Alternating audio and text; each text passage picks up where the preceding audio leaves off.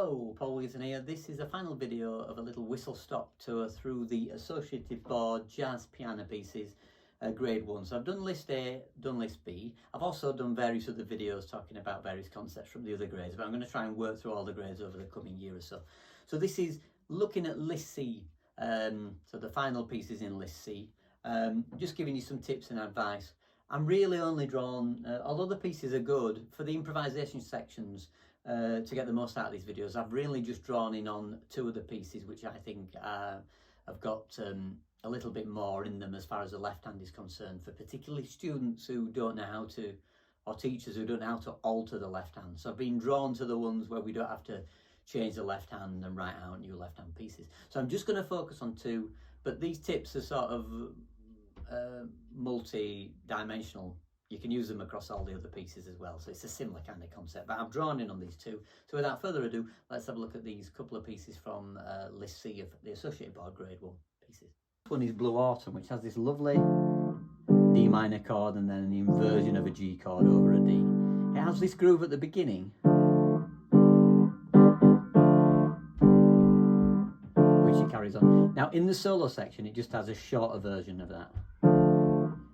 And if you've got smaller hands and can't reach that, if you're really little, if your student's really young, you might just do the top. Or you may even, you might keep the bottom one down, or you may bring them both up.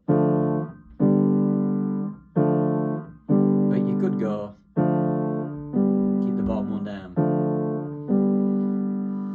They recommend these notes A, B, C and D.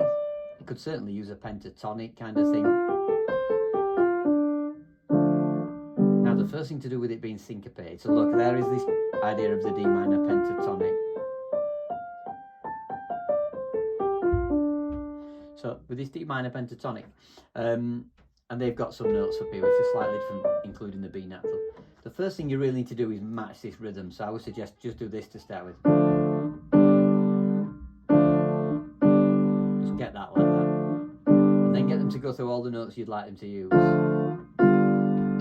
Then maybe branch out.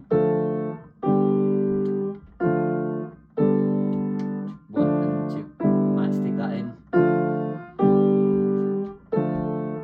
Of course, when constructing a scale, get the students to do it as well, because if they do this against the chord like this, they'll find the notes they like. So you might find them suddenly going, oh, I don't like that. And they'll end up constructing a scale which might be interesting. Some might do a blues scale, you know.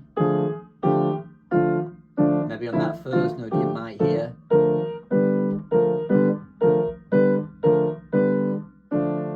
So interesting, do that with the student. Get them to bang the chord out, get them to play the notes, and then you're encouraging them to find their own scale, and then you might say to them, oh, it was D Dorian, oh, it was a pentatonic, oh, it was Aeolian, oh, it was Phrygian, you know. Maybe not, but you know, get them to encourage them to have a look and find their own notes.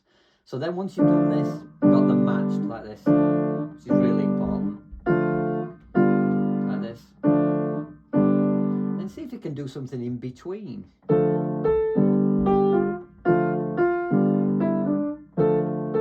Now look, the sequence. Dropping a phrase. It's really great practice to get the students to go, move the phrase down, down again. They might even find a pattern, you know. They might try and run two patterns.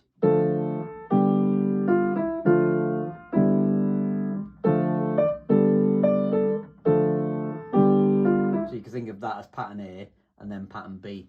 Just ways of bringing more sequence to the notes. You might encourage them to use a crush note. That's just a slide note.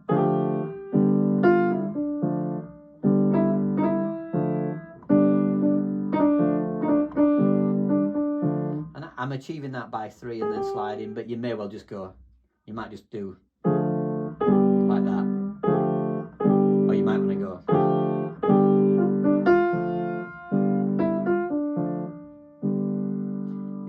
Also another thing to work on, double notes. Well, not double notes, triple notes. So you could work on a chordal solo for the more advanced student. You could have inversions of D minor, so you could have, I'll have to use the G one on the next one as well. So there's the G one. So if I go, and then there, slow down so you can see it.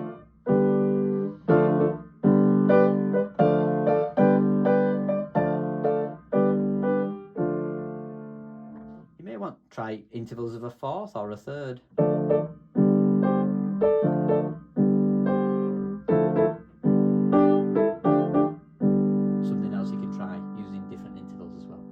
So there's a few ideas that you could employ on Blue Autumn. And the next one that I'm attracted to in the list is He Is Sadly Melting. I'm not going to bother with the tune, but I'm going to go straight to line 3 where the solo is. And we've got this lovely thing here.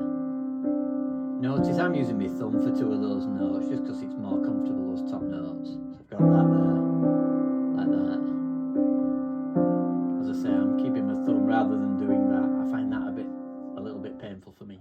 So then the notes, they recommend, I think the best thing you could say, it's all C major.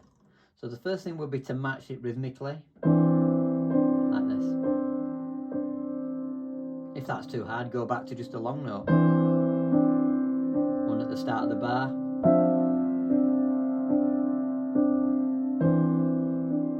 Then you start to put 2 in.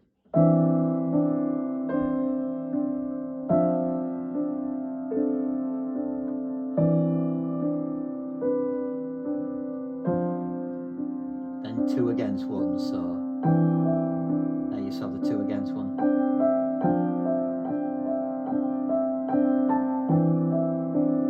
Two to 1, here I go.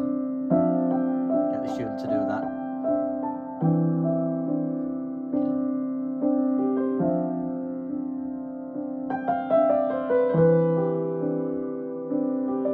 Crush note.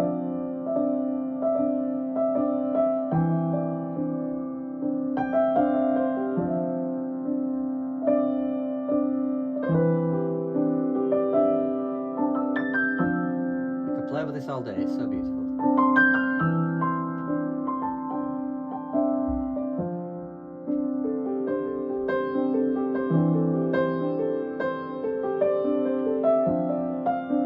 Sequence. There you go, I hope that helps. I'll be making my way through these grades as and when possible. Please like and subscribe, that's very much helps my YouTube channel. Thanks for watching, bye for now.